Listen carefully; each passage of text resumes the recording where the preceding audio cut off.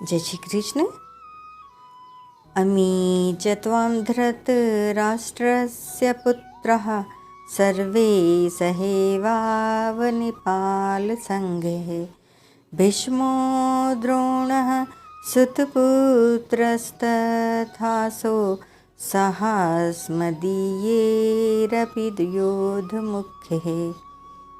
अध्याय 11 श्लोक 26।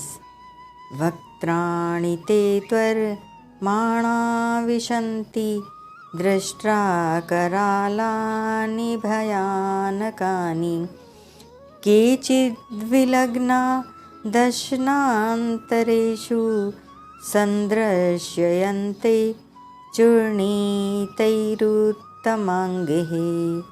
अध्याय 11 श्लोक 27 व्याख्या।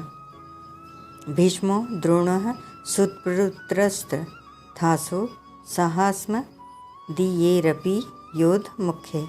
हमारे पक्ष के धृष्ट, धुम्न, विराट, द्रुपद आदि जो मुख्य योद्धा लोग हैं वे सबके सब धर्म के पक्ष में हैं और केवल अपना कर्तव्य समझकर युद्ध करने के लिए आए हैं। हमारे इन सेनापतियों के साथ पितामह भीष्म, आचार्य द्रोण और वह प्रसिद्ध सूतपुत्र कर्ण आप में प्रविष्ट हो रहे हैं। यहाँ भीष्म, द्रोण और कर्ण का नाम लेने का तात्पर्य है कि ये तीनों ही अपने कर्तव्य का पालन करने के लिए युद्ध में आए हैं। भीष्म जी की प्रतिज्ञा दुनिया में प्रसिद्ध है कि उन्होंने पिताजी की प्रसन्नता के लिए विवाह न करने की प्रतिज्ञा की और आबाल ब्रह्मचारी रहे। इस प्रतिज्ञा पर वे इतने डटे रहे कि उन्होंने गुरु परशुराम जी के साथ युद्ध किया पर अपनी प्रतिज्ञा नहीं तोड़ी।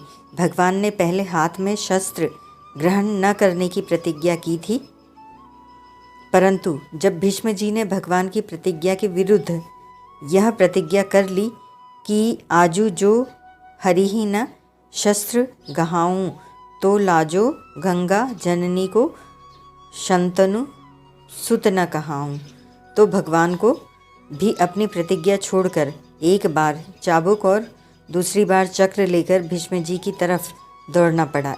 इस तरह भीष्म जी की प्रतिज्ञा बनी रही और भगवान की प्रतिज्ञा टूट गई। द्रोणाचार्य दुर्योधन का अन्न खाकर उसके वृत्ति भोगी रहे हैं, इसीलिए वे युद्ध को अपना कर्तव्य समझकर युद्ध में लग जाते हैं और अंत में देवताओं की बातें सुनकर और युद्ध में अपने ब्राह्मणोचित धर्म को समझकर युद्ध से उपरत हो जाते हैं। द्रोणाचार्य में इतनी निष्पक्षता थी कि गुरु भक्त और विधा में तत्पर अर्जुन को ब्रह्मास्त्र छोड़ना और उसका उपसंहार करना, वापस लेना, ये 2 विधाएं सिखा दी, परंतु अपने पुत्र अश्वत्थामा को केवल ब्रह्मास्त्र छोड़ना ही सिखाया, उपसंहार करना सिखाया ही नहीं। कर्ण की दुर्योधन के साथ मित्रता थी। उस मित्रता पर रूप कर्तव्य को निभाने के लिए वे युद्ध में आते हैं। भगवान श्री कृष्ण के द्वारा कर्ण तू कुंती का बेटा है ऐसा कहने पर भी वे दुर्योधन के पक्ष में ही रहे और उन्होंने भगवान से कहा कि यह बात आप धर्मराज युधिष्ठिर से मत कहना, क्योंकि अगर उनको पता लग जाएगा तो मुझे बड़ा समझकर वे राज्य मुझे दे देंगे और मैं राज्य दुर्योधन को दे दूंगा। इससे पांडव सदा के लिए दुखी रहेंगे। कर्ण बड़े दृढ़ प्रतिज्ञ थे। वे विचित्र ही दानवीर थे।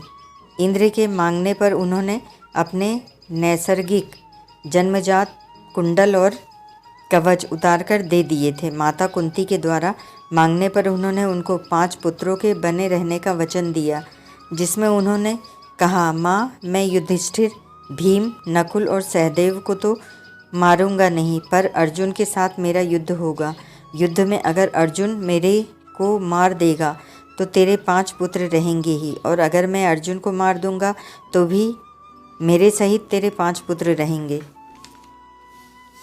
अभी च त्वां धृतराष्ट्रस्य पुत्राः सर्वे सहेवाव नेपाल संघे।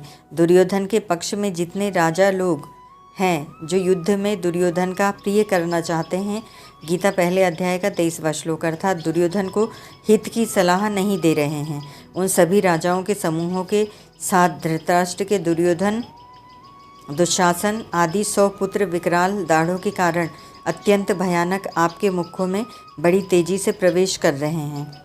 विराट रूप में वे चाहे भगवान में प्रवेश करें चाहे भगवान के मुखों में जाएं, वह एक ही लीला है, परंतु भावों के अनुसार उनकी गतियां अलग अलग प्रतीत हो रही हैं। इसलिए भगवान में जाएं अथवा मुखों में जाएं, वे हैं तो विराट रूप में ही। जैसे खाद्य पदार्थों में कुछ पदार्थ ऐसे होते हैं जो चबाते समय सीधे पेट में चले जाते हैं, पर कुछ पदार्थ ऐसे होते हैं जो चबाते समय दांतों और दाढ़ों के बीच में फंस जाते हैं। ऐसे ही आपके मुखों में प्रविष्ट होने वालों में से कई एक तो सीधे भीतर पेट में चले जा रहे हैं, पर कई एक चूर्ण हुए मस्तकों सहित आपके दांतों और दाढ़ों के बीच में फंसे हुए दिख रहे हैं। यहाँ एक शंका होती है कि योद्धा लोग तो सभी सामने युद्ध क्षेत्र में खड़े हुए हैं, फिर वे अर्जुन को विराट रूप के मुखों में जाते हुए कैसे दिखाई दिए। इसका समाधान यह है कि भगवान विराट रूप में अर्जुन को आसन्न भविष्य की बात दिखा रहे हैं। भगवान ने विराट रूप दिखाते समय अर्जुन से कहा था कि तू और भी जो कुछ देखना चाहता है वह भी मेरे इस विराट रूप में देख ले। 7वां श्लोक। अर्जुन के मन में संदेह था कि युद्ध में हमारी जीत होगी या कौरवों की। दूसरे अध्याय का 6वां श्लोक। इसीलिए उस संदेह को दूर करने के लिए भगवान अर्जुन को आसन्न भविष्य का दृश्य दिखाकर मानो यह बताते हैं कि युद्ध में तुम्हारी ही जीत होगी। आगे अर्जुन के द्वारा प्रश्न करने पर भी भगवान ने यही बात कही है। 32वें से 34वें श्लोक तक। परिशिष्ट भाव। अर्जुन भगवान के विराट रूप में आसन्न भविष्य को देख रहे हैं। कालातीत होने से भगवान में भूत, भविष्य और वर्तमान तीनों का काल वर्तमान ही है। गीता 7वें अध्याय का 26वां श्लोक। ओम तत्सत।